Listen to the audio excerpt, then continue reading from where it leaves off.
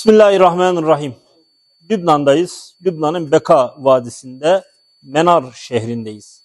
Burada partner kuruluşlarla beraber mülteci kamplarına yönelik yaptığımız çalışmaları hem yerinde izleme, gözlemleme, bizzat dağıtım noktasında da sahada olmak suretiyle bir ekip olarak Lübnan'a geldik. Burası depolarımızdan bir tanesi. Partner kuruluşlarımızla beraber sahada çalışmalarımızı yürütüyoruz. Gıda paketlerimiz var. Burada bir evin, bir ailenin ihtiyaç duyduğu gıda paketlerini hazırladık. İçerisinde temel ihtiyaç maddeleri var. İnşallah bunları biraz sonra mülteci kamplarında dağıtımlarını gerçekleştireceğiz.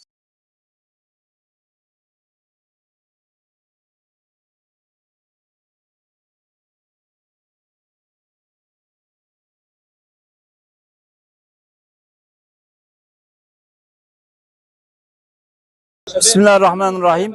Evet, Beka Vadisi'ndeyiz. Burada Beka Vadisi'nin hemen yan tarafında bir köydeyiz.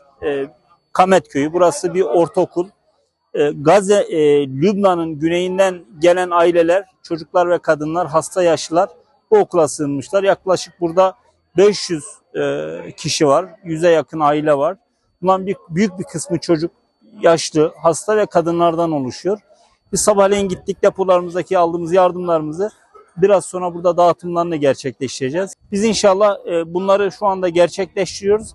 İleriki günlerde de aynen bu kamplarda bu çalışmalarımızı yürüteceğiz. Üzülerek ifade edelim ki kendi ülkelerinde mülteci durumuna düşmüş aileler bunlar. Burada da öyle bir durum var. Biz inşallah çalışmalarımızı burada devam ediyoruz.